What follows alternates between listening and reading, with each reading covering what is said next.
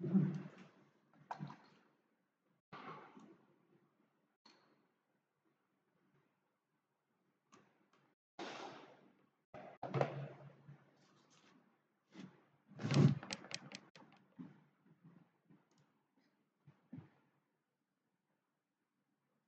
morning, everyone. Am I audible?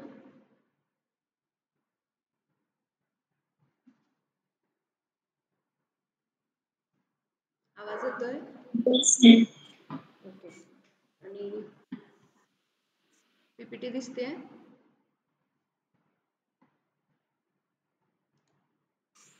Yes, ma'am. Thank you. In the last session, we have completed Unit 1 of Business Communication, and today we will complete Unit 2, that is Application Letter and Report Writing. Okay, आपण business communication म्हणजे काय, कुठल्या कुठल्या टाईपचे letters असतात, ते कसे लिहिले जातात, मीटिंग्स किंवा मिनिट्स ऑफ मीटिंग्स असतील, असे वेगवेगळे टाईपचे कम्युनिकेशनचे वेज आपण लास्ट युनिटमध्ये बघितले. Unit 2 is application letter and report writing. त्यामध्ये first is application letter or cover letter. तुम्हाला कशाला तरी ॲप्लिकेशन करायचं आहे, जसं की जॉबला अप्लाय करायचं आहे, एखादी ॲडमिशन घ्यायची आहे. Please mute your mic everyone.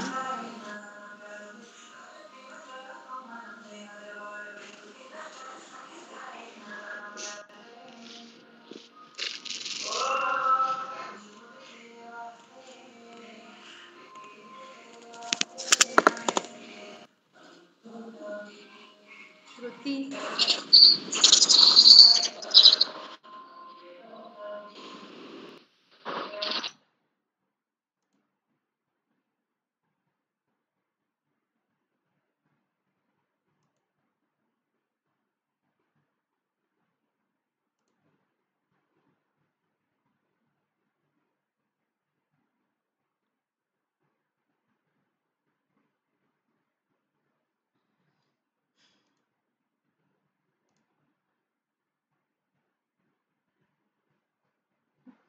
Okay.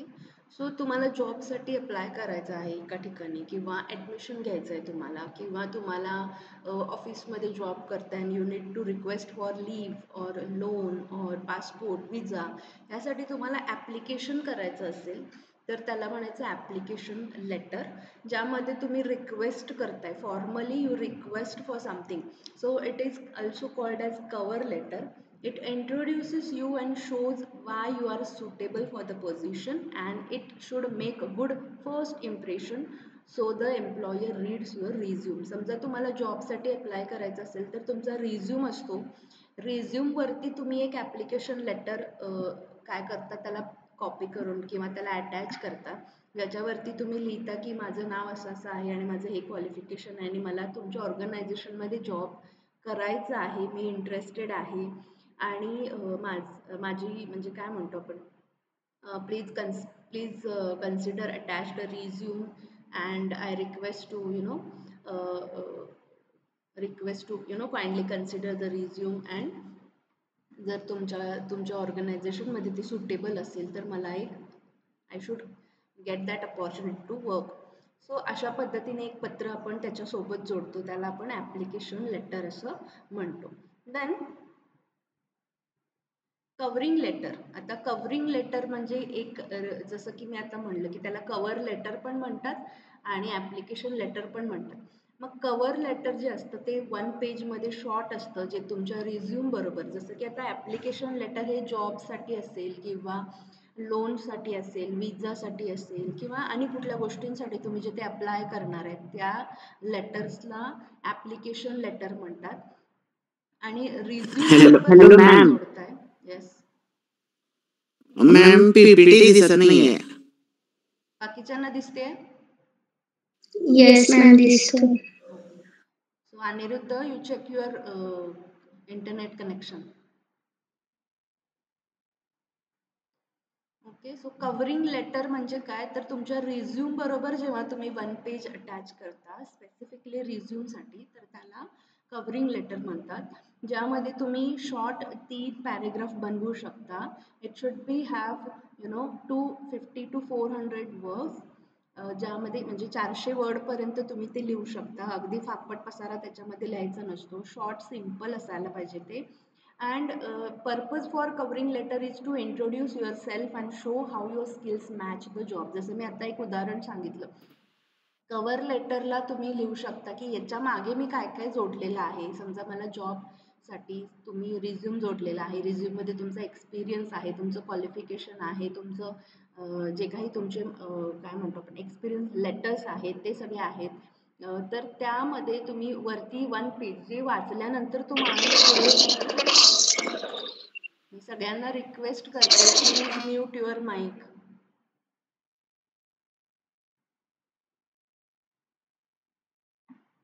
So to introduce yourself and show how your skills match the job. आता यामध्ये तुम्हाला कव्हरिंग लेटर तयार करताना काय काय गोष्टी लक्षात घ्यायच्या आहेत. तर first you should include your contact information, date, receiver's name and salutation. म्हणजे तुमचा कॉन्टॅक्ट नंबर, तुमचा ईमेल आय डी, पासवर्ड त्यामध्ये आला पाहिजे. सॉरी, पासवर्ड नाही, ईमेल आय डी आणि कॉन्टॅक्ट नंबर आला पाहिजे.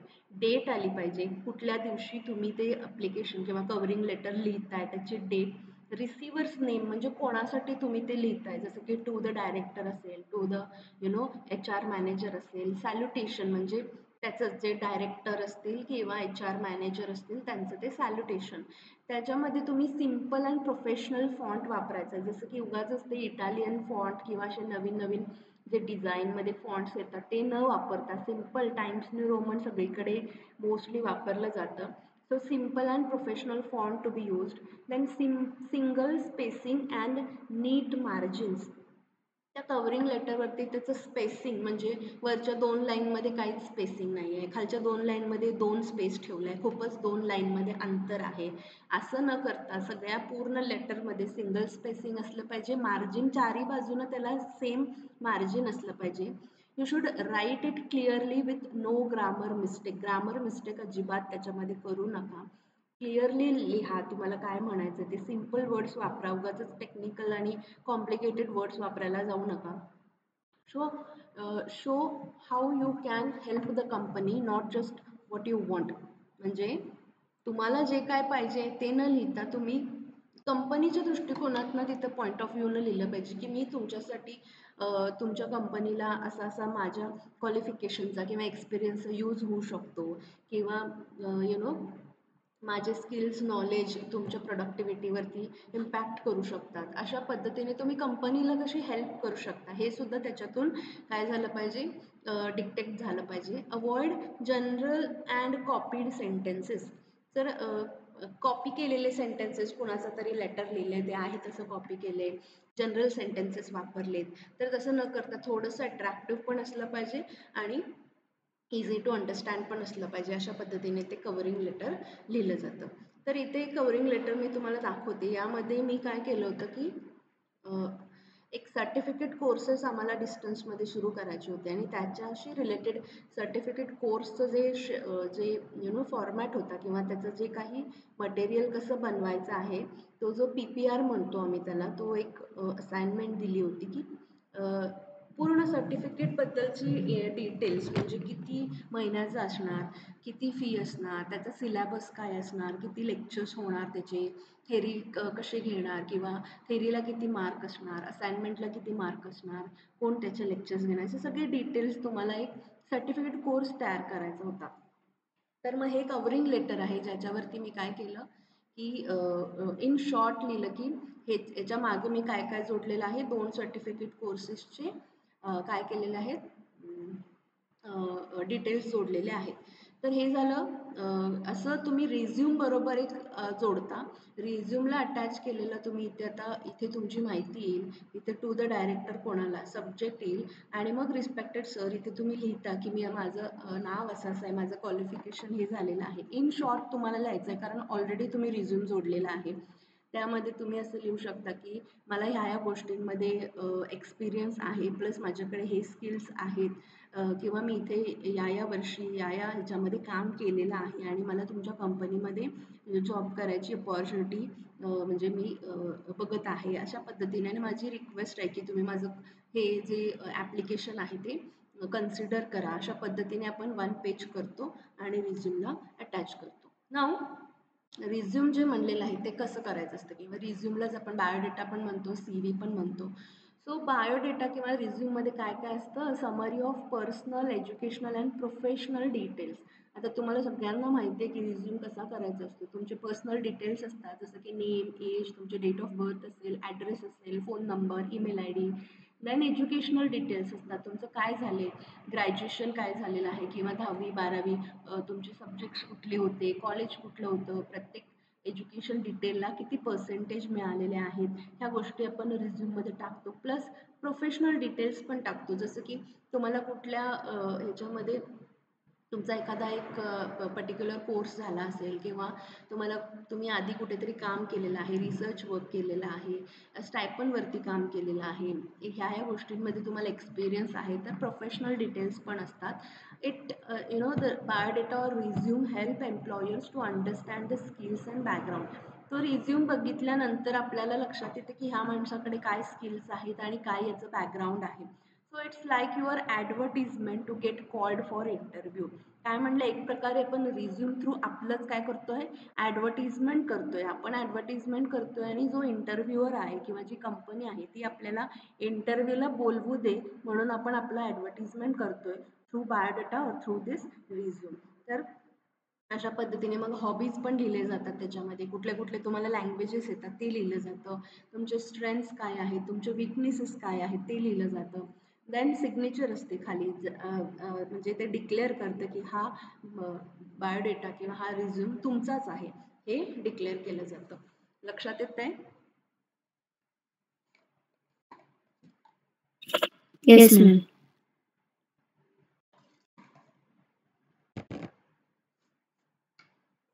नेक्स्ट टाईप आहे इंटरव्ह्यू कॉल लेटर. तुम्ही अप्लाय केलं जॉबसाठी, आता तुम्हाला इंटरव्ह्यूला बोलवणार आहेत, तुम्हाला यायचं आहे इंटरव्ह्यूला, तर कंपनी तुम्हाला काय करते, इंटरव्ह्यू कॉल लेटर पाठवते.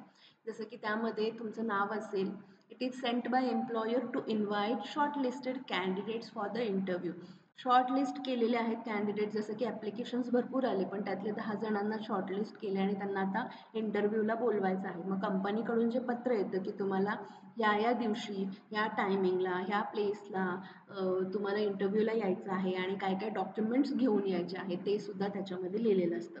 So that is interview call letter. म्हणजे इंटरव्ह्यूला जाताना काय काय डॉक्युमेंट्स घ्यावे लागतील, कुठे कुठल्या ऑफिसमध्ये जायचं आहे, किती वाजता जायचं आहे, काय डेटला जायचं आहे, ह्या सगळ्या गोष्टी तिथे लिहिलेल्या असतात. त्याला इंटरव्ह्यू कॉल लेटर म्हणतात.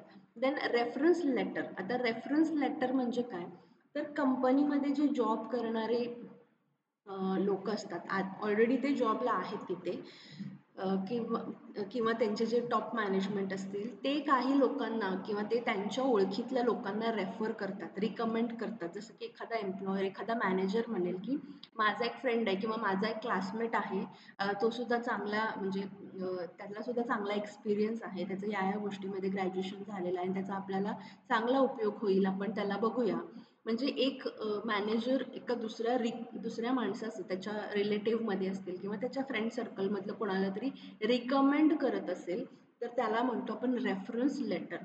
So it confirms your experience, skills and behavior and helps new employers trust your background. म्हणजे आता तो मॅनेजर आपल्याकडे इतकी वर्ष काम करतोय तर आपण थोडंसं त्याच्यावरती विश्वास ठेवू शकतो की हा माणूस जर कोणाला तरी रेफर करतोय याचा अर्थ तो कॅन्डिडेट चांगलाच असणार आहे. सो अशा पद्धतीने जर पत्र लिहिलं एखाद्या एम्प्लॉयरनं कंपनीला, तर त्याला म्हणायचं लेटर ऑफ रेफरन्स किंवा रेफरन्स लेटर. देन इंटरव्ह्यू झाल्यानंतर अपॉइंटमेंट लेटर येतं. म्हणजे तुम्हाला जॉब आता मिळालेला आहे आणि तुम्ही आता जॉईन करू शकता, अशा पद्धतीचं अपॉइंटमेंट लेटर येतं. So formal letter from employer to selected candidates confirming the job. म्हणजे त्यांना काय करतो आपण, त्याला जॉब म्हणजे त्याचं सिलेक्शन झालंय हे त्याला कसं कळणार, जेव्हा त्याच्याकडे अपॉइंटमेंट लेटर येईल तेव्हा. त्यामध्ये मग त्याचे कुठल्या पोस्टसाठी त्याचं झालेलं आहे सिलेक्शन, त्याचं डेझिग्नेशन, सॅलरी काय असणार आहे, जॉइनिंग डेट किती आहे, म्हणजे कधीपासून त्याला जॉईन व्हायचं आहे, त्याची वर्किंग आवर्स किती ते किती त्याने काम करायचं आहे, लीव्हचे रूल्स काय असणार, सुट्ट्या किती मिळणार, कशा घ्यायच्या आहेत, नोटीस पिरियड कशी असणार आहे. तर अशा पद्धतीचे डिटेल्स त्यामध्ये दिलेले असतात आणि ते त्यांना ॲक्सेप्ट केले की मग he can join the post. So it acts as a legal proof of employment. जसं की तुम्हाला जर पुढे काही प्रॉब्लेम आला, काही लीगल ॲक्शन घ्यायची असतील. मॅम नाही काय झालं?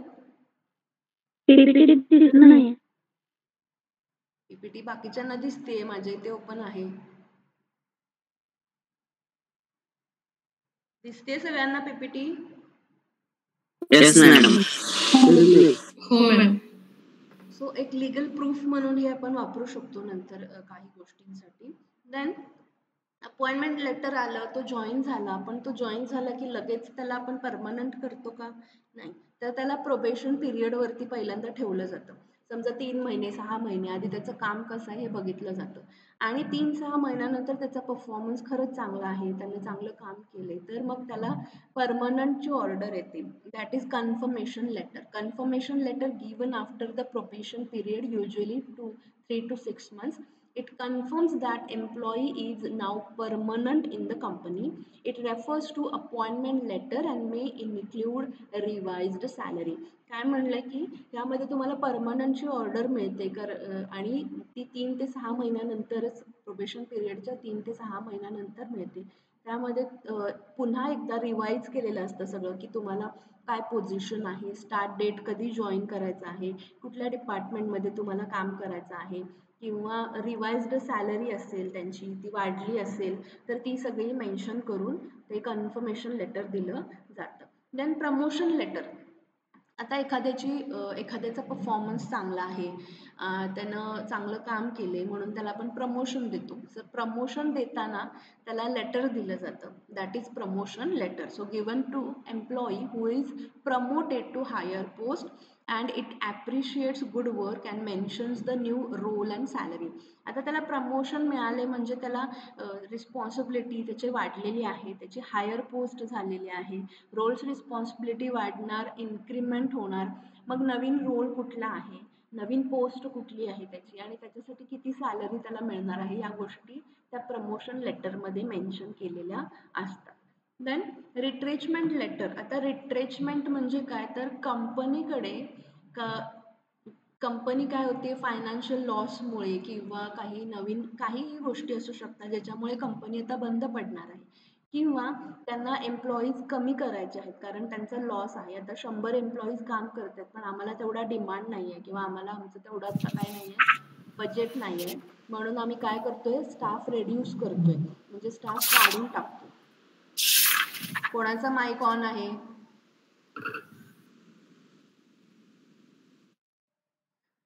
सो जर तुम्हाला एखाद्या माणसाला काढून टाकायचं आहे, काढून का टाकतोय आपण, कारण आपल्याला लॉस झालाय, आपण आता आपलं बजेट नाही आहे तेवढं एम्प्लॉईज हे करण्यासाठी, म्हणजे रोलवर ठेवण्यासाठी, म्हणून काढून. किंवा समजा एखाद्या हॉस्पिटलमध्ये एखादी रोबोटिक हे आली, रोबोटिक सर्जरी करण्यासाठी एखादी सिस्टीम इम्प्लिमेंट केली जिथे आता जास्त स्टाफची गरज नाही आहे, किंवा कंपनीमध्ये ऑटोमॅटेड मशिनरीज आले जे स्वतः सगळं काम करतात, एक माणूस तिथे बास होतो एक मशीन हँडल करण्यासाठी, म्हणून रेड्यूस स्टाफ करतो आपण. तर त्यावेळेला रिट्रेचमेंट लेटर दिलं जातं. मग त्या रिट्रेचमेंट लेटरमध्ये तुम्हाला का आम्ही म्हणजे काढून टाकतोय किंवा त्याचं सगळं डिटेलिंग दिलं जातं, एक व्हॅलिड रिझन्स दिले जातात.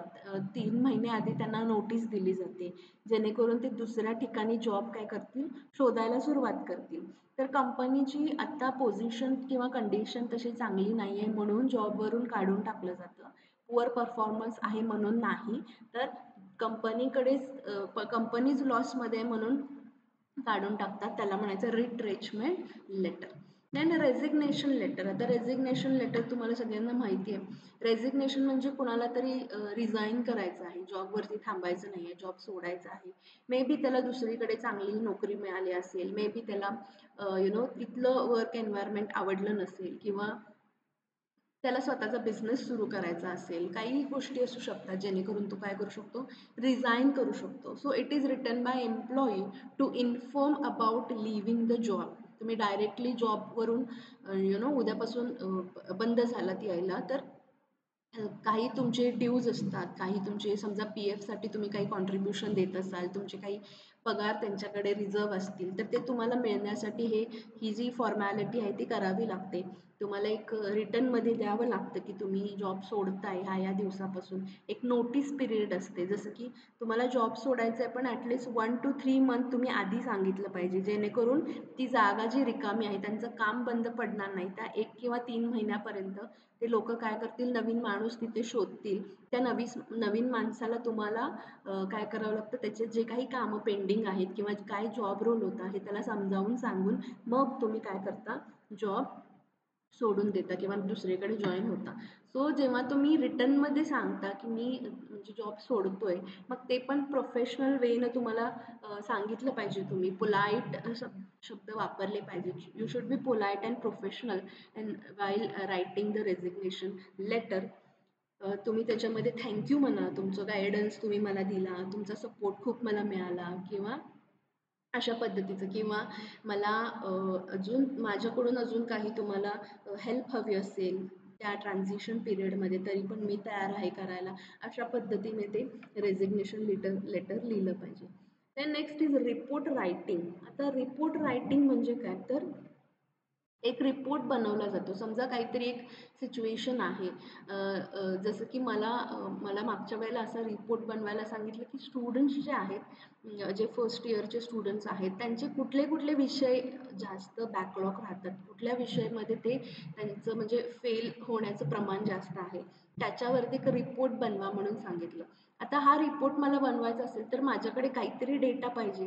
डेटा पाहिजे म्हणजे त्यांचा रिझल्ट ॲनालिसिस पाहिजे. प्रत्येक स्टुडंटला किती मार्क मिळालेले आहेत, प्रत्येक स्टुडंट चं रिझल्ट, कुठल्या विषयामध्ये जास्त फेलिंगचं तुम्हाला म्हणजे ऑब्झर्व करावं लागेल आणि मग त्यानुसार एक रिपोर्ट बनवला, की मग मला काय होईल किंवा वरच्या अधिकाऱ्यांना काय होईल, डिसिजन घ्यायला अ, अ, सोपं पडतं. म्हणजे जसं की दरवर्षी अकाउंटिंग आणि बिझनेस स्टॅटमध्ये जास्त मुलं फेल होतात. तर मग त्यासाठी आपण काय करू शकतो? मग आम्ही त्याच्यावरती रिपोर्ट बनवला आणि मग आमच्या लक्षात आलं, की स्टुडंटचे काय एक्स्पेक्टेशन्स आहेत आणि त्याच्यावरून आम्ही ऑफलाईन सेशन्स म्हणा किंवा अजून जास्त जसं की डिस्टन्सला फक्त 2 ते 3 सेशनमध्ये ते सगळा सब्जेक्ट कव्हर करावा लागतो. पण बिझनेस स्टॅट असेल किंवा अकाउंटिंग असेल, आपण 3 पेक्षा जास्त लेक्चर्स तिथे घेतो, इन डिटेल तिथे शिकवतो. सो अशा पद्धतीने कुठल्याही एका सिच्युएशनवरती एक रिटन प्रेझेंटेशन केलं जातं. फॅक्ट्स असतात, फाइंडिंग्ज असतात आणि त्यावरून जसं की त्यामध्ये काय काय स्टेप्स येतात, अंडरस्टूड द पर्पज. आता पर्पज काय आहे, तर कुणासाठी आहे हे, स्टुडंटसाठी आहे. फॉर एक्झाम्पल कुणी बनवायचं आहे, का बनवायचं आहे, ह्या गोष्टी त्या इंट्रोडक्शनमध्ये येतात. कलेक्ट डेटा, जसं की मला माहीत नाही किती स्टुडंट्स फेल झालेले आहेत, किती पास झालेले आहेत, तर त्याविषयी मला डेटा कलेक्ट करावा लागेल. एक्झाम सेक्शनकडून मला काही इन्फॉर्मेशन घ्यावी लागेल, लेजर घ्यावं लागेल, ॲनालाइज द इन्फॉर्मेशन. आता तो लेजरचं बंच माझ्याकडे आला, स्टुडंटचे मार्क्स आहेत, ते बघून तर मला काही कळणार नाही, मला त्याच्यावर काम करावं लागेल.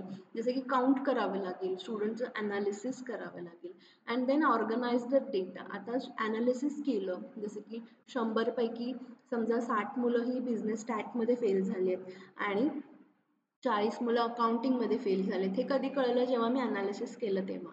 मग ते तुम्ही एका टेबल फॉर्ममध्ये, एका ग्राफ टाईपमध्ये काय करू शकता, ऑर्गनाइज करू शकता. राईट द रिपोर्ट म्हणजे जसं की एक फॉर्मल याच्यामध्ये तुम्हाला काय करायचं ते लिहायचं आहे. जसं आपण तोंडी सांगतो असं नाही, पण एक त्याचा प्रॉपर त्याचं सिस्टीम असतं, की सुरुवातीला इंट्रोडक्शन असेल, कोणासाठी आपण लिहितोय, वरती हेडिंग असेल, कुठल्या university under, then review and edit म्हणजे तुम्हाला पुन्हा पुन्हा ते चेक करावं लागेल, व्यवस्थित झालंय का, सगळे पॉईंट्स त्यामध्ये कव्हर झालेत का, क्लिअर आहेत का, इझी टू अंडरस्टँड आहेत का, ग्रामर व्यवस्थित आहे का, ह्या सगळ्या गोष्टी पुन्हा एकदा रिव्ह्यू करा, एडिट करा and then present the report म्हणजे सबमिट करा एक प्रॉपर फॉर्मॅटमध्ये. मी एक एक्झाम्पल दाखवते इथं. तुम्हाला मी गुगल फॉर्म पाठवला होता जेव्हा तुमचं ॲडमिशन झालं तेव्हा, ज्यामध्ये सोर्स ऑफ इन्फॉर्मेशन जसं डिस्टन्स मोड MBA बद्दल माहिती तुम्हाला कुठून मिळाली याच्याविषयी मी गुगल फॉर्म पाठवला. That is my data collection. आम्ही तो का करतोय तर त्या पुढच्या वर्षी जेव्हा ॲडमिशन्स होतील ह्या रिपोर्टवरून आम्हाला लक्षात येईल की कुठल्या वे थ्रू जास्त स्टुडंट्स येतात आमच्याकडे, तर त्यावरती आम्हाला जास्त काय करता येईल, काम करता येईल. एक मार्केटिंग स्ट्रॅटजी असते की त्या मार्केटिंग स्ट्रॅटजीज कशा करू शकतो आपण. जसं की हा रिपोर्ट बघा, सोर्स रिपोर्ट ऑन, आता वरती हेडिंग आहे व्यवस्थित, शिवाजी युनिव्हर्सिटी लिहिलंय, डिपार्टमेंटचं नाव लिहिलंय, MBA डिस्टन्स मोड लिहिलंय, रिपोर्टचं नाव लिहिलंय, report on source of information for MBA distance admissions, objective लिहिले, का केलाय हा रिपोर्ट, आणि मग एक ग्राफ आहे जसं की फॅक्ट्स अँड फिगर्स तुम्ही तिथे ग्राफ थ्रू मेन्शन केलेला आहे. त्याच्यामध्ये तुम्हाला लक्षात येईल की पहिला जो जास्त स्टुडंट ज्याच्या थ्रू आलेले आहेत that is Shivaji universities website, आणि मग नंतर फ्रेंड्स अँड रेफरन्स थ्रू आलेले आहेत, आणि थर्ड आहेत ते डायरेक्टली इथे व्हिजिट केलेले आहेत. तर प्रत्येकाला जे जे काही ऑप्शन्स दिले होते त्याचं ऑब्झर्वेशन अँड इंटरप्रिटेशन, जसं की ॲनालिसिस केलेलं आहे. युनिव्हर्सिटी वेबसाईट असेल, फ्रेंड्स असतील, व्हॉट्सॲप असेल, आणि मग रिकमेंडेशन म्हणजे याच्यावरून हे जे आपल्याला आता फाइंडिंग झालेलं आहे ते तुम्ही पुढच्या वेळेला कसं यूज करू शकता, काय रिकमेंडेशन देऊ शकता, आणि शेवटला एक कन्क्ल्युजन आहे की हा रिपोर्ट काय सांगतो आणि याच्यातून आपल्याला काय मिळालेलं आहे. इन शॉर्ट आपण एक कन्क्ल्युजन केलं आहे. So that is report writing. लक्षात येत आहे?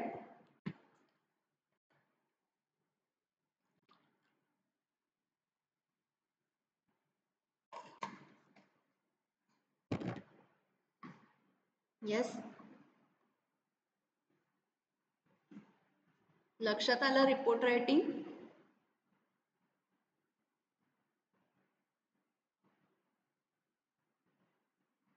आवाज येतोय ना माझा? Yes, someone should talk. हो, लक्षात येतोय madam. Okay. So next is types of reports. आता वेगवेगळ्या टाईपचे रिपोर्ट्स, जसं की आता मी एक उदाहरण सांगितलं युनिव्हर्सिटीचं.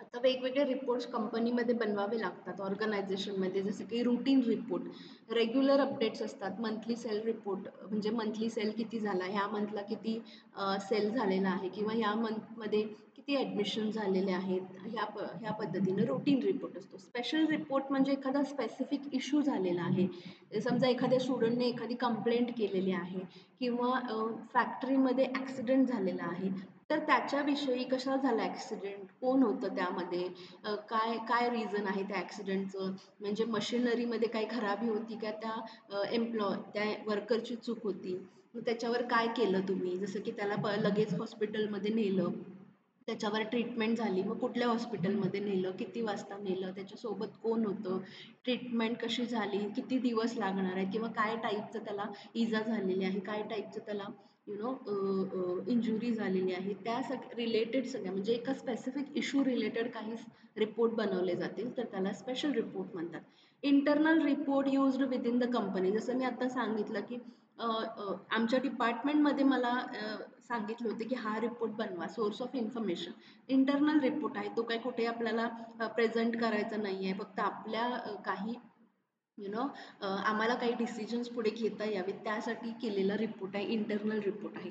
External report means shared outside, जे तुम्हाला बाहेर शेअर करावं लागतं, जसं की तुम्ही एखादा प्लॅन केला होता आणि त्यानुसार तुम्हाला ते सक्सेस मिळालेलं आहे, प्रोडक्ट नवीन तयार करायचा होता, लॉन्च करायचा होता, किंवा ॲन्युअल रिपोर्ट असेल, वर्षाचा तुमचा काय खर्च झाला, प्रॉफिट किती झालं, हे वेबसाईटवर भरपूर कंपन्या ठेवतात. That is external report.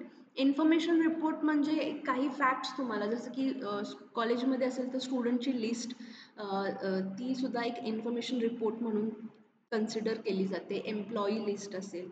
Analytical report means includes analysis and suggestions, ज्यामध्ये काहीतरी ॲनालिसिस करायचं आहे आणि तुम्हाला सजेशन द्यायचं आहे. जसं की पहिल्यांदा आपण बघितलं की मागच्या 3 महिन्यामध्ये कसा सेल झालेला आहे आणि काय टाइप्स आपण प्रमोशनल ॲक्टिव्हिटी घेतल्या होत्या आणि सेल आपला डिक्रीज होत चालला आहे. त्याच्यावरती एक आपण रिपोर्ट केला, की कुठल्या महिन्यात किती सेल झाला, काय प्रमोशनल ॲक्टिव्हिटी केल्या होत्या आणि कसा-कसा कमी होत गेला आणि मग तुम्ही त्यावरती अभ्यास करून सजेशन्स देताय, की पुढे आपल्याला सेल वाढवायचा असेल, तर अजून प्रमोशनल ॲक्टिव्हिटी काय टाइपच्या केल्या पाहिजेत.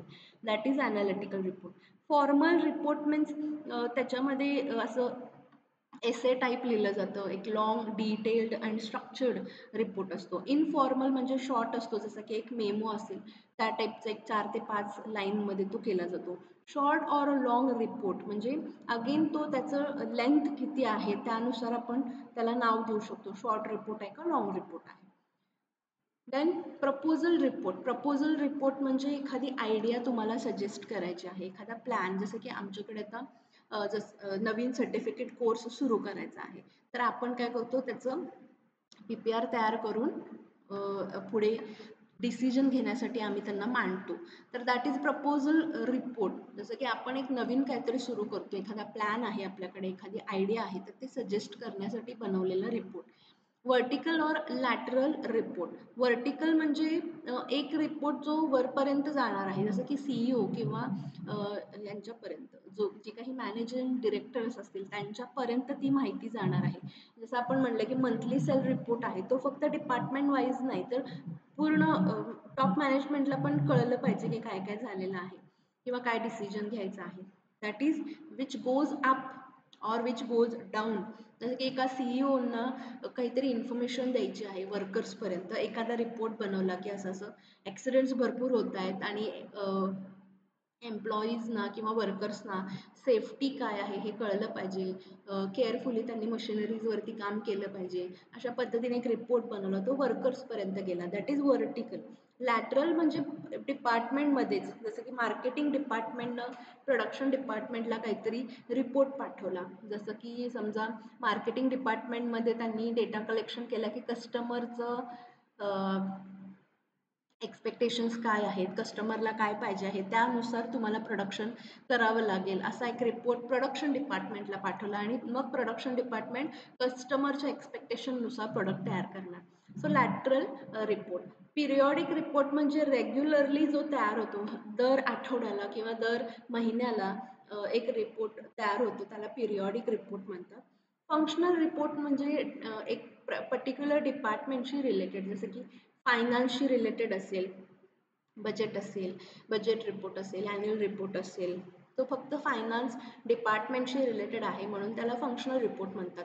किंवा एम्प्लॉईची लिस्ट आहे, एम्प्लॉईचा पगार काढलेला आहे त्याचा एक रिपोर्ट आहे किंवा एम्प्लॉईचा अब्सेंटिझम रिपोर्ट आहे, किती एम्प्लॉईजनी किती सुट्ट्या घेतल्या ह्या महिन्यामध्ये, त्यांचे काय रिझन्स होते सुट्ट्या घेण्याचे. तर that is HR related report आहे म्हणून त्याला फंक्शनल रिपोर्ट असं म्हणतात. So these are the types of reports. लक्षात येत आहे.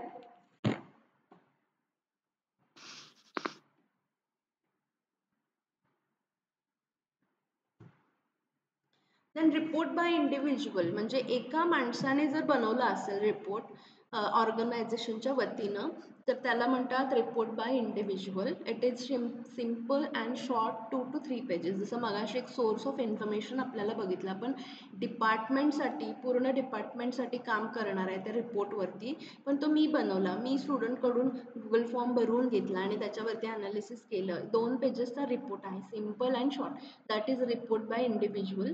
For longer reports, add a letter of transmittal, introductory note. म्हणजे थोडा मोठा असेल समजा, आता मी हे फक्त MBA साठी केलं आहे, तर आपल्याकडे डिस्टन्समध्ये MA, MCOM, BA, BCOM हे पण आहेत, तर सगळ्यांचा मिळून एक रिपोर्ट करायचा आहे, लॉंगर आहे. तर त्यामध्ये अगेन प्रत्येकाचा एक एक रिपोर्ट असेल आणि त्यामध्ये एक इंट्रोडक्टरी नोट असेल की हा रिपोर्ट कशाचा आहे. समजा इंट्रोडक्शनमध्ये this is particularly for MBA distance students आणि मग खाली येईल की this is particular report for only MCOM students. तर अशा पद्धतीचं इंट्रोडक्शन नोट त्यामध्ये ॲड केली जाते. आणि रिपोर्ट बाय कमिटी मीन्स कमिटीने बनवलेला रिपोर्ट, म्हणजे ग्रुपने बनवलेला असेल. जसं की काही एका टीमला काम दिलेलं आहे, एक टास्क दिलेला आहे आणि त्यावर त्यांनी रिपोर्ट बनवला, तर त्याला म्हणायचं report by committee. May be standing or special, म्हणजे परमनंट रिपोर्ट जसं की कायम ॲन्युअल रिपोर्ट असेल किंवा सेल्स रिलेटेड काही असेल किंवा ॲक्सिडेंट्स किती झाले, वर्षामध्ये किती झाले ॲक्सिडेंट्स त्या पद्धतीचं, किंवा टेम्पररी महिन्याला किती सेल होतोय, महिन्याला काय प्रॉब्लेम्स येत आहेत, जसं मशिनरी किती बंद पडत आहेत, त्या पद्धतीने एखादा केलेला रिपोर्ट. जसं की रोजच्या रोज जर मशिनरी बंद होती किंवा रोजच्या रोज तुम्ही मेंटेनन्स करताय, दॅट इज टेम्पररी रिपोर्ट. आणि परमनंट रिपोर्ट मीन्स तुम्ही नवीनच मशिनरी बसवणार आहे, कायम ती पूर्ण रिप्लेस करणार आहे, त्याविषयी तुम्ही एखादा रिपोर्ट बनवला की ही मशिनरी आउटडेटेड झालेली आहे आणि सारखं सारखं त्याला मेंटेनन्स करावा लागतो, तर आपल्याला एक नवीनच मशिनरी ते इम्प्लिमेंट करावी लागेल. सो इथे पण फॉर्मल स्टाईल वापरली जाते, फॉर्मल वर्ड्स वापरले जातात. रिपोर्ट बाय कमिटीमध्ये वेगवेगळे टाईप्स येतात. Standing committee report, special committee report. जसं की स्टँडिंग कमिटी रिपोर्टमध्ये एखादं परमनंट डिसिजन्स घ्यायचे आहेत तुम्हाला फायनान्सशी रिलेटेड, HR मध्ये तुम्हाला समजा काही रूल्स रेग्युलेशन्स नवीन ॲड करायचे आहेत. देन स्पेशल कमिटी रिपोर्ट म्हणजे टेम्पररी एखादी पर्टिक्युलर सिच्युएशन रिलेटेड काही लिहायचं असेल, जसं की ॲक्सिडेंट झाला म्हणून आपण एखादा रिपोर्ट बनवला, पण कमिटीने बनवला. कमिटीने म्हणजे त्याचे सुपरवायझर असेल किंवा त्याचा मॅनेजर असेल, त्याच्या आजूबाजूचे जे वर्कर्स असतात त्यांनी सुद्धा त्याच्यामध्ये काही इनपुट्स दिले असतील, तर that is special committee report. Minority report means when one member disagrees, एखादा मेंबर जर त्या रिपोर्टला डिसॲग्री करत असेल, त्याला ते मान्य नसेल, तर त्याला मायनॉरिटी रिपोर्ट म्हणतात. मेजॉरिटी म्हणजे मोस्ट मेंबर्स ॲग्री, म्हणजे जास्तीत जास्त एम्प्लॉई 10 पैकी 7 जणांना ते ॲग्री आहे, दॅट इज मेजॉरिटी रिपोर्ट. तर कमिटीने जेव्हा बनवलेला रिपोर्ट असतो त्याला रिपोर्ट बाय कमिटी म्हणतात. इंडिव्हिज्युअलने जेव्हा बनवलेला असतो तेव्हा रिपोर्ट बाय इंडिव्हिज्युअल. सो इथे हा युनिट कंप्लीट होतोय, ज्यामध्ये आपण वेगवेगळ्या टाईपचे लेटर्स कसे असतात, अपॉइंटमेंट लेटर असेल, confirmation letter, resignation letter, application letter, biodata बघितलं, रिपोर्ट कसा बनवायचा, वेगवेगळ्या सिच्युएशनवरती वेगवेगळ्या गोष्टींवरती रिपोर्ट बनवले जातात, तर ते आपण बघितलं. आता युनिट 3 आहे oral communication, group discussion and interview. आता आपण रिटर्न कम्युनिकेशन इतके दिवस आपण बघत होतो की रिटर्न म्हणजे इन रायटिंगमध्ये तुम्ही जे जे काही कम्युनिकेशन करता. आता ओरल म्हणजे ओरली, तोंडी जेव्हा काही काही कम्युनिकेशन्स होतात त्याला म्हणायचं oral communication. So oral communication means sharing information through spoken words, म्हणजे आपण जे बोलतोय त्यातून कम्युनिकेशन होतंय. So it helps in conversation, meeting, speeches, phone calls. Conversation होते, दोन फ्रेंड्स बोलतायत किंवा दोन एम्प्लॉई समोरासमोर बसून एखादं टास्क डिस्कस करतायत, तर दॅट इज कन्व्हर्सेशन. एखादी मीटिंग होतीये, सगळेजण त्या यू शेप टेबलवरती बसलेले आहेत आणि सगळेजण डिस्कस करतायत. एखादं कोणतरी भाषण देत आहे, ते that is also oral communication. Phone calls, फोनवरती 2 माणसं बोलत आहेत किंवा कॉन्फरन्स कॉल सुरू आहे, सगळेजण बोलत आहेत, that is also oral communication. तर it's fast, interactive and allow immediate feedback. जसं की रिटर्न कम्युनिकेशनमध्ये लगेच आपल्याला फीडबॅक मिळत नाही, समोरून लगेच उत्तर मिळत नाही, आपण ते रायटिंगमध्ये सबमिट करतो, मग त्यांच्याकडून ते पुन्हा रायटिंगमध्ये आपल्याला येतं, तर त्याला वेळ लागतो. पण जेव्हा ओरल, तोंडी आपण जेव्हा सांगतो की सर मी असं उद्या म्हणजे काय म्हणू शकतो आपण, उद्या एखादा रिपोर्ट, सॉरी उद्या मी रजेवर आहे, मी उद्या येऊ शकत नाही, किंवा सर या स्टुडंटने अशी अशी कंप्लेंट केलेली आहे, तर लगेच समोरच्याकडून आपल्याला उत्तर येतं. म्हणजे फास्ट आहे, इंटरॅक्टिव्ह आहे आणि इमिजिएट फीडबॅक आपल्याला मिळतो. जसं मी आत्ता तुम्हाला विचारलं की समजलं का तुम्हाला, तर तुम्ही म्हणाला हो समजलं, दॅट इज इमिजिएट फीडबॅक. जर मी याचा गुगल फॉर्म बनवला आणि तुम्हाला स्टार्स द्यायला सांगितले प्रत्येक लेक्चरला, then it is written communication. So that's the difference between written and oral. आता ओरल कम्युनिकेशनमध्ये फेस टू फेस कम्युनिकेशन होतं, जसं की मीटिंग्स होतात, लेक्चर्स होतं, एक कॅज्युअल चॅट होतं. मग कम्युनिकेशन थ्रू डिव्हाइस पण होऊ शकतं, इलेक्ट्रॉनिक टूल्स वापरून कम्युनिकेशन करतो, फोन कॉल करतो, व्हिडिओ कॉन्फरन्सिंग, व्हिडिओ कॉल करतो आपण. So that is using electronic tools. मग यामध्ये एक्झाम्पल टेलिफोन, तुम्हाला माहिती आहे टेलिफोनवरून आपण बोलतो. इंटरकॉम, जे ऑर्गनायझेशनमध्ये एक इंटरकॉम टाईपचा फोन दिलेला असतो. डेक्टाफोन म्हणजे जरी त्यांनी उचलला नाही तरी एक आपण मेसेज तिथे टाकू शकतो आणि तो रेकॉर्ड होतो आणि तो माणूस नंतर ते ऐकू शकतो. पेजिंग सिस्टीम म्हणजे एखाद्या हॉस्पिटलमध्ये किंवा इनसाइड ऑफिसमध्ये एक त्या नेटवर्कला म्हणजे पलीकडेच 103, 104 अशा टाईपचे नंबर्स असतात आणि ते तुम्ही लावून प्रत्येक टेबलला फोन करून विचारू शकता. Buzzer that means signal someone is needed. समजा एखाद्या हॉस्पिटलमध्ये ICU आहे आणि त्याला काहीतरी इमर्जन्सी आहे तर तो तिथला बजर दाबतो आणि समोरचा माणूस येतो. That is also one type of oral communication. मोबाईलवरून पण आपण फोनवर बोलतो, व्हिडिओ कॉलवर बोलतो, स्काईपवर बोलतो. We talk and see each other.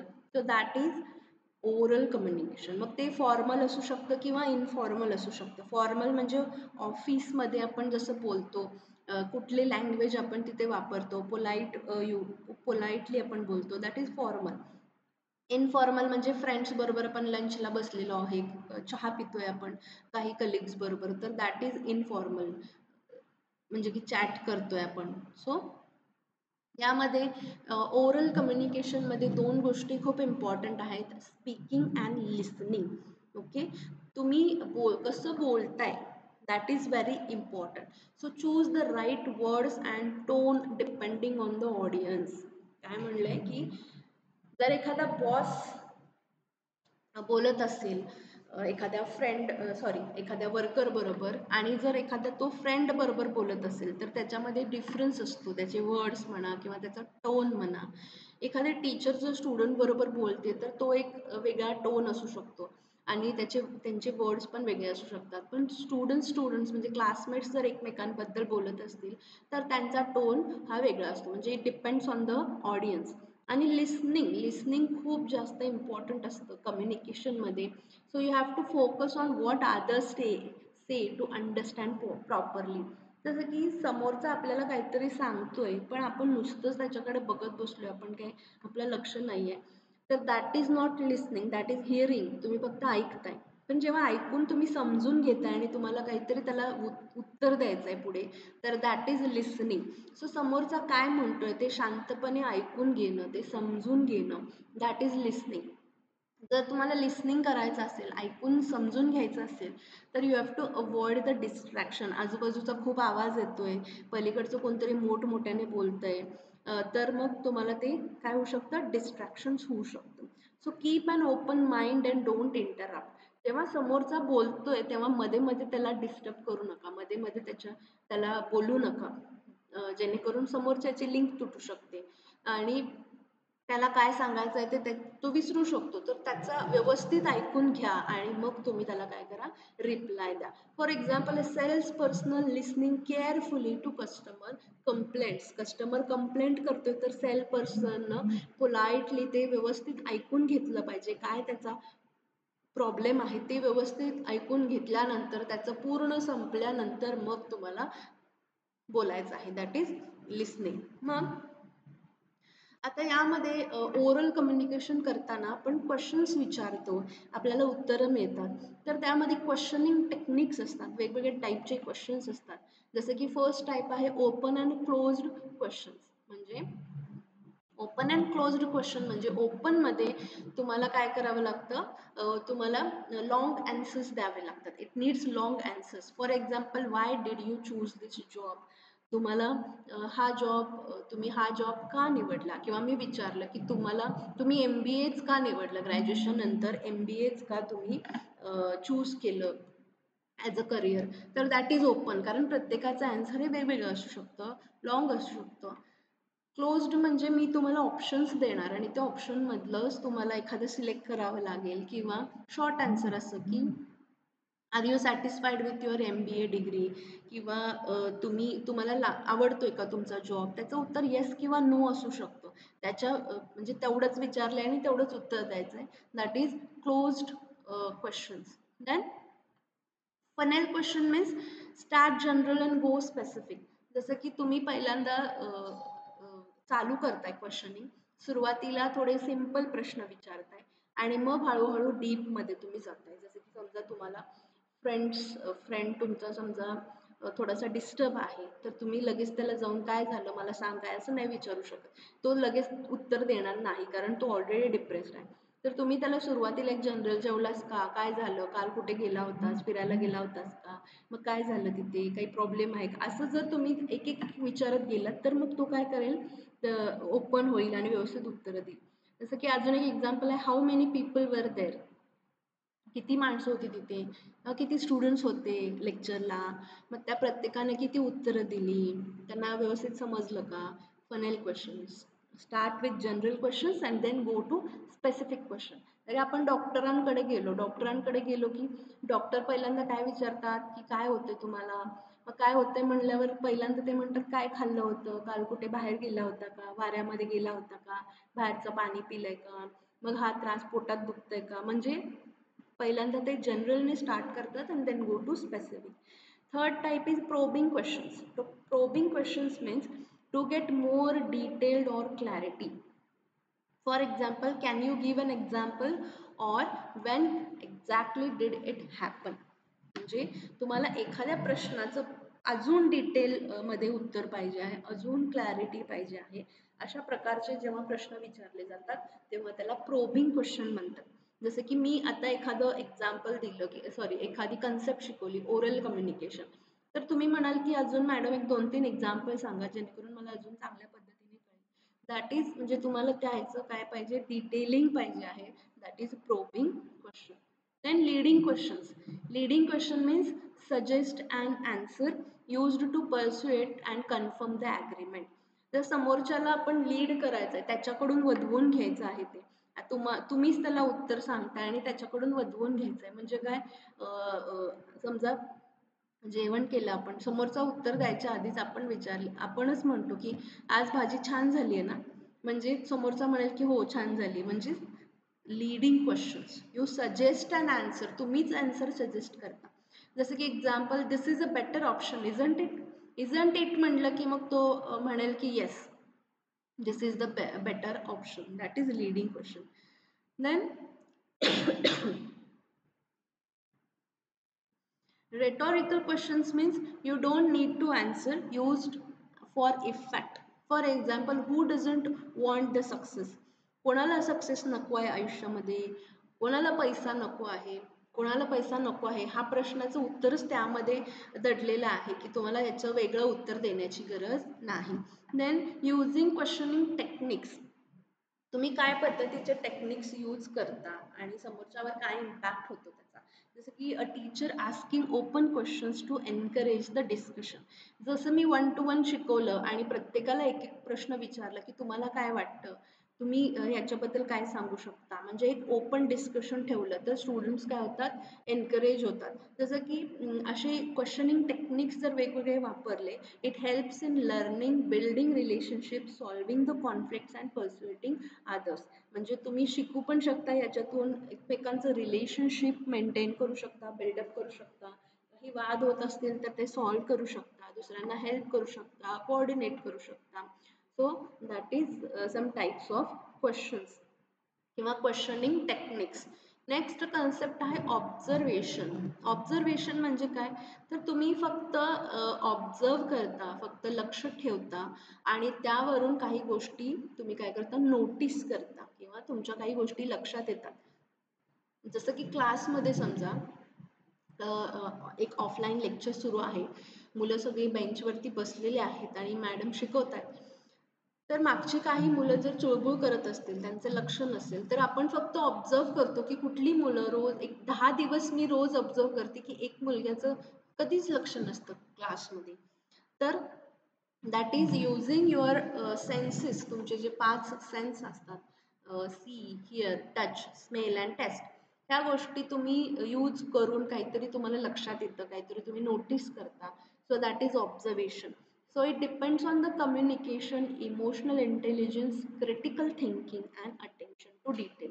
म्हणजे कम्युनिकेशन कसं आहे त्यावरून तुम्ही ऑब्झर्व करताय. समजा की समोरचा आपल्याशी आपण व्यवस्थित बोलतोय पण समोरचा उगाचच आपल्यावर चिडचिड करतो किंवा ॲरोगेंटली बोलतोय किंवा अगदीच ॲटिट्यूड दाखवतोय, तर दॅट इज, त्यावरून तुम्ही काय करता, एक ऑब्झर्वेशन करता की हा माणूस किती ॲरोगंट आहे, हा किती आखूड आहे, ह्याला आपण व्यवस्थित बोलतोय तरी पण हा बोलत नाही. म्हणजे कम्युनिकेशन, तुम्ही समोरच्याचं तुम्ही समोरच्याशी कसं बोलता, तो आपलं ऐकून घेतोय का नाही किंवा आपण बोलतोय तर तो ऐकतोय का नाही, यावरून आपण काहीतरी अंडरस्टँड करतो. Then emotional intelligence means understand your and others feeling. तुम्ही समोर बघताय की आपण म्हणतो ना की ती खूप हळवी आहे किंवा तिला लगेच राग येतो किंवा तिला जरा काही बोललं की तिला रडायला येतं. म्हणजे त्यांचे इमोशनल इंटेलिजन्स हे तुम्हाला कसं कळलं की तिला रडायला येतं लगेच किंवा तिला काही बोललं की तिला राग येतो. तर दॅट इज ऑब्झर्वेशन. तुम्ही ऑब्झर्व केलंय, खूप दिवसापासून तुम्ही ऑब्झर्व करताय आणि त्यावरून तुम्ही ते नोटीस केलेलं आहे. Critical thinking, so analyse and जज केअरफुली. जेव्हा तुम्ही असं ऑब्झर्वेशन करून एखादं एखादं डिसाईड करता, एखाद्या माणसाबद्दल एखादं जजमेंट करता, तर जजमेंट करण्याच्या आधी व्यवस्थित ती खरंच ती रागीट आहे का मुलगी, का तिचा आपल्याला वाटतं एखादी व्यक्ती जर खूप मोठमोठ्याने बोलत असेल, खूप तिचा टोनच तसा असेल, आवाजच असेल तसा, तर आपण एक वेगळा समज करून घेतो. पण खरंच ती तशी आहे का? जेव्हा आपण तिच्याबरोबर कम्युनिकेशन करतो, जेव्हा आपली फ्रेंडशिप होते, तेव्हा लक्षात येतं की अरे ही अशी नाहीये, आपल्याला आधी वाटत होतं. म्हणजे you have to have the critical thinking. You should analyse and जज it carefully. Attention to detail means notice small things. तुम्ही छोट्या छोट्या गोष्टी सुद्धा काय करता, ऑब्झर्व करता. जसं की मी किती पाणी पिते किंवा चालताना आजूबाजूला किती तिचं लक्ष असतं. म्हणजे छोट्या छोट्या गोष्टी पण आपण काय करतो, नोटीस करतो. That is attention to detail. कोणाला किती सवय असते, एकेकाला खूप सवय असते की ऑब्झर्वेशन म्हणजे किती लक्ष असतं प्रत्येक गोष्टीकडे असं म्हणतो आपण. So it depends on attention. किती डिटेलमध्ये तुम्ही अटेन्शन करताय त्याच्यावरती ऑब्झर्वेशन डिपेंड असतं. तर ऑब्झर्वेशनचे टाइप्स आहेत. फर्स्ट आहे participant. Participant means observer joins the group.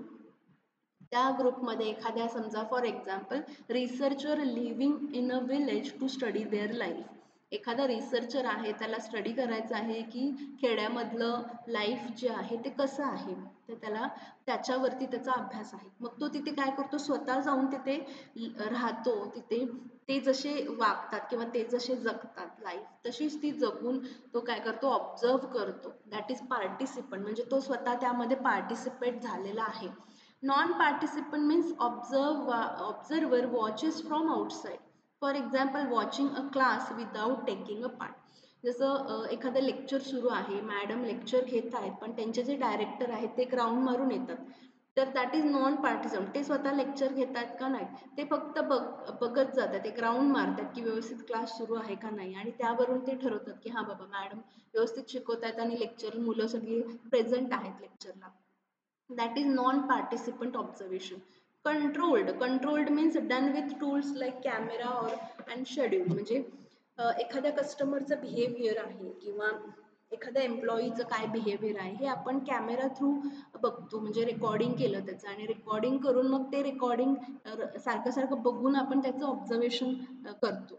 कसा तो काम करतोय, इतरांशी कसा बोलतोय, कसा उभा राहतो, कसा बसतो.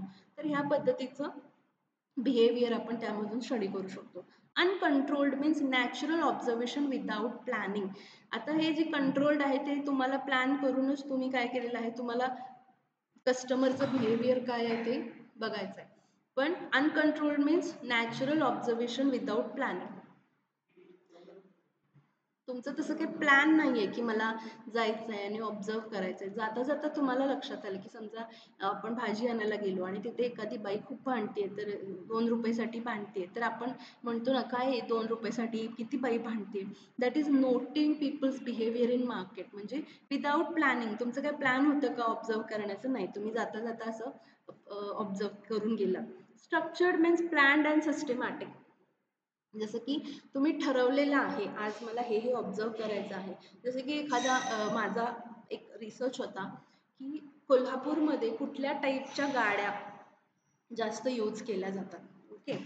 कुठल्या टाईपच्या गाड्या यूज करतात, मग मी काय करेन, एखाद्या हायवेला किंवा जिथे जास्त गाड्यांचं ये जा आहे तिथे फक्त रस्त्यावर उभारून मी ऑब्झर्व करेन की कुठल्या गाड्या जास्त जातात आणि त्यावरून मी काहीतरी डिसिजन घेईन.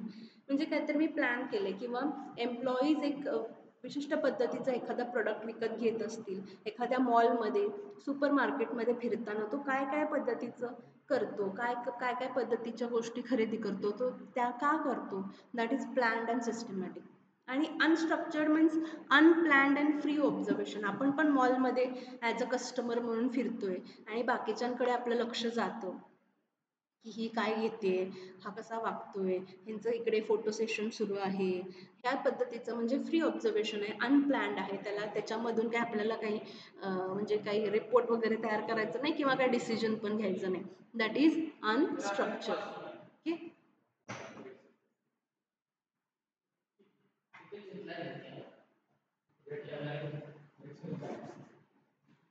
Next concept is group discussion.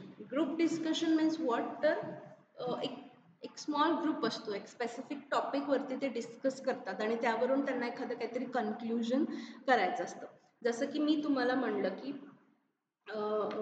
Communication, business communication हा जो सब्जेक्ट आहे तो MBAच्या स्टुडंटसाठी किती उपयोगाचा आहे, किंवा हा सब्जेक्ट MBAच्या मुलांना का शिकवला जातोय. असा जर एक तुम्हाला एक टॉपिक दिला आणि त्यावर प्रत्येकाचं मत वेगवेगळं असू शकतं, ते एक वेगवेगळ्या आयडियाज त्यामधून सांगू शकतात आणि त्यावरून एक आपल्याला कन्क्लुजन येऊ शकतं. So that is group discussion. तुम्हाला माहिती आहे की भरपूर ठिकाणी जॉब रिलेटेड जेव्हा येतात ना ॲप्लिकेशन्स, तेव्हा पहिल्यांदा एक छोटी टेस्ट होते, रिटन टेस्ट होते आणि त्यामधून जे पास झालेले असतात त्यांना ग्रुप डिस्कशन राऊंड ठेवला जातो.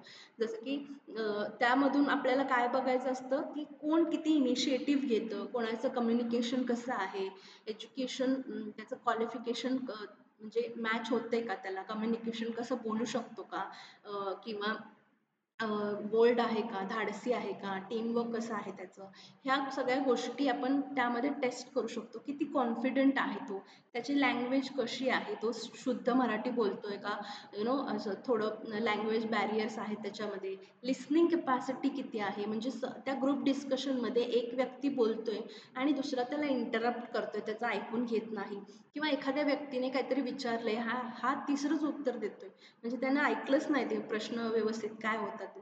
म्हणजे ह्या सगळ्या गोष्टी आपल्याला ग्रुप डिस्कशनमधून कळतात. देन त्यामध्ये टाईप्स ऑफ ग्रुप डिस्कशनमध्ये आहे, फर्स्ट आहे टॉपिक बेस्ड. जसं एखादा टॉपिक दिला त्यावरती तुम्ही डिस्कस करता, म्हणजे जे टीम आहे, मग तुम्ही अशा पद्धतीचं कंपनीमध्ये पण करू शकता.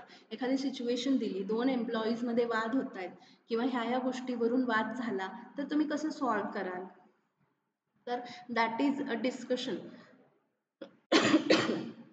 तर for example, should social media be banned in offices. ऑफिसमध्ये सोशल मीडियाचा यूज बॅन करणं आवश्यक आहे का, असं पद्धतीने एखादा टॉपिक दिला तर त्यावरती डिस्कस करतात. That is topic based. Case based म्हणजे एखादी सिच्युएशन दिली, कंपनीचा लॉस होत चाललाय किंवा कंपनीचा सेल ड्रॉप झालाय, 10%ने ड्रॉप झालाय, तर मग तुम्ही काय करणार, हे कसं सॉल्व्ह करणार, मग त्याचे काय प्रॉब्लेम्स, काय रिझन होतं त्यामध्ये, आणि मग त्याच्यावर काय सोल्युशन काढणार. That is case based group discussion. लक्षात येते ग्रुप डिस्कशन?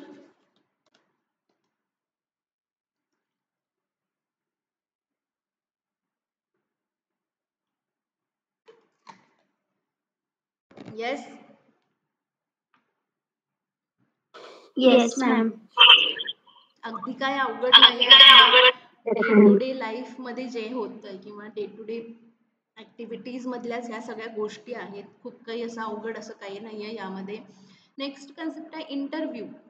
आता भरपूर जणांनी इंटरव्ह्यू दिले असतील तुमच्या जॉबसाठी कुठेतरी, कारण डिस्टन्सची मुलं ही 90% वर्किंगमधली असतात, तर तुम्ही कधी ना कधी इंटरव्ह्यू दिला असेल. Sir interview means a face to face conversation between interviewer and interviewee. 2 माणसं असतात, एक इंटरव्ह्युअर असतो म्हणजे जो इंटरव्ह्यू घेणार आहे, तो जो प्रश्न विचारणार आहे तो. इंटरव्ह्यूई म्हणजे ज्याचा इंटरव्ह्यू आहे तो, म्हणजे जो उत्तरं देणार आहे तो, ज्याला जॉब पाहिजे आहे तो. So that is a face-to-face conversation used to gather and give information and judge suitability. म्हणजे तुम्ही इंटरव्ह्यू कशासाठी घेता, तुम्हाला काहीतरी इन्फॉर्मेशन पाहिजे आहे किंवा द्यायची आहे, समोरच्याला आपल्याला जज करायचं आहे. जसं की HR जो असतो, HR मॅनेजर, तो जॉब सिलेक्शन करण्यासाठी इंटरव्ह्यू घेतो. त्याचे टाईप्स आहेत वेगवेगळे, जसं की नॉन डायरेक्टिव्ह. नॉन डायरेक्टिव्ह म्हणजे फ्री कन्व्हर्सेशन होतं. फ्रीली त्याला विचारलं जातं, काय करतोस, तुझे आई बाबा काय करतात, कुठे राहतोस, तुझं असे एक फ्रीली काही क्वेश्चन्स विचारले जातात. इनफॉर्मल जसं आपण बोलतो त्या पद्धतीने, काही फिक्स्ड क्वेश्चन्स नसतात. त्याने जे उत्तर दिले त्याच्यावरती डिपेंड असू शकतो पुढचा. जसं की तुझे बाबा काय करतात, समजा त्यांना म्हटलं की माझे बाबा शेती करतात, मग शेतीमध्ये काय काय पीक तुमचं उगवलं जातं, त्या पद्धतीने कोण कोण तुमच्याकडे काम करतं, पाण्याची व्यवस्था तुम्ही कशी करता, किती एकर जमीन आहे.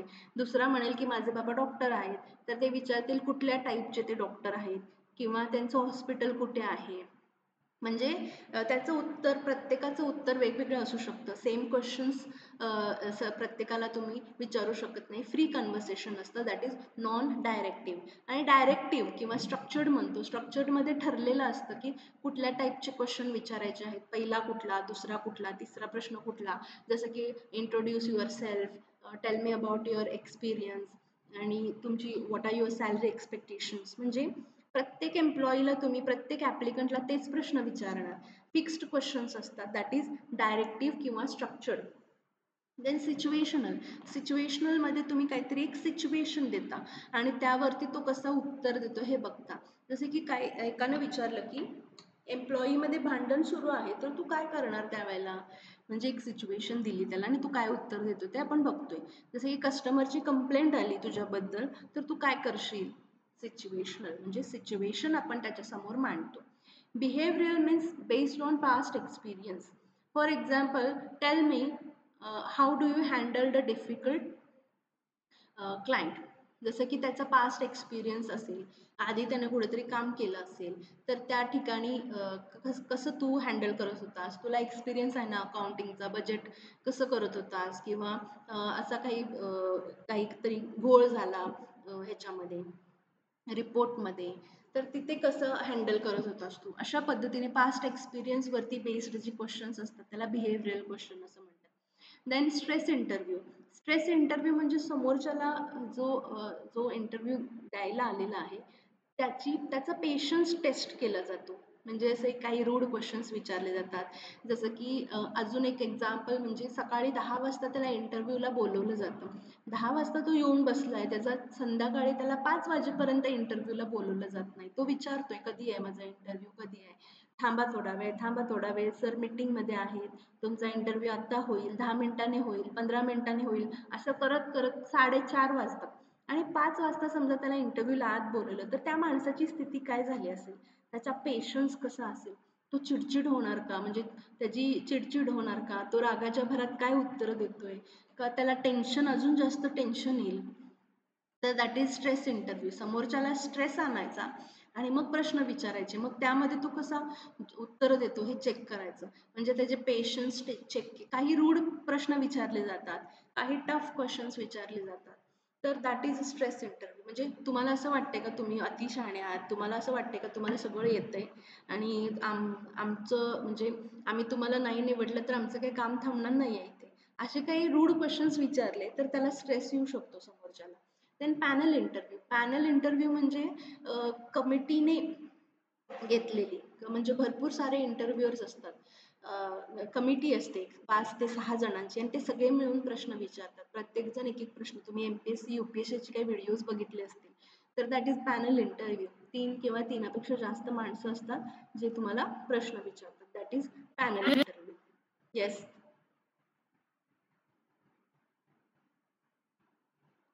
ओके. सो इथे युनिट 3 आपला 2 आणि 3 कंप्लीट होतोय. बऱ्यापैकी सगळे पॉईंट्स मी कव्हर केलेले आहेत. I hope you understood. Easy आहे सगळं, अगदी काही खूप अवघड असं नाही आहे. 1-2 वेळा डोळ्याखालून PPT आणि तुमचे बुक्स जर तुम्ही डोळ्याखालून घातले तर तुम्हाला हे पटकन लक्षात येईल. युनिट 4 आपण नेक्स्ट सेशनला घेतोय, ज्यामध्ये non verbal expression and applications of electronic media and communications. Non verbal म्हणजे काय, body language, gesture, eye contact, ह्या सगळ्या गोष्टी आपण डिस्कस करूया उद्याच्या लेक्चरला. ओके. आतापर्यंत शिकवलं त्यामध्ये कोणाला काही डाऊट असेल तर विचारा.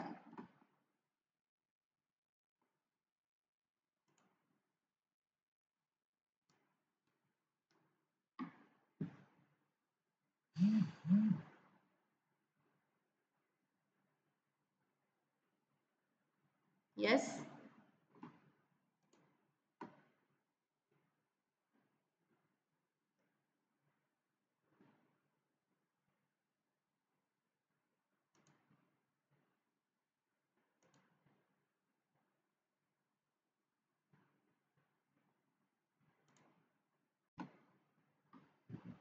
सगळ्यांना सगळं समजलंय का काहीच समजलेलं नाही? हा समजलं. ओके. सो उद्याच्या लेक्चरला आपण बिझनेस कम्युनिकेशनचा लास्ट युनिट कंप्लीट करतोय. बऱ्यापैकी आपला सिलेबस जो आहे सेमिस्टर 1चा तो कंप्लीट होतोय. फक्त अकाउंटिंगचं जे ऑफलाईन सेशन आहे ते या पुढच्या आठवड्यामध्ये होईल. आम्ही तुम्हाला एक आठवडा आधी सांगू कधी असणार आहे, कुठे यायचं आहे. आणि अजून एक आपला सेशन राहतोय how to solve case study. Case studies असतात तुम्हाला क्वेश्चन पेपरमध्ये, तर त्या कशा सॉल्व करायच्या, त्याचे काय काय स्टेप्स आहेत हे आपण लवकरच तुम्हाला हे करूया. आपण सॉल्व केस स्टडीज आपण बघणार आहे. So next coming days we will cover that session also. Okay, so we will stop here. आज दुसरे कुठले सेशन्स होणार नाहीत.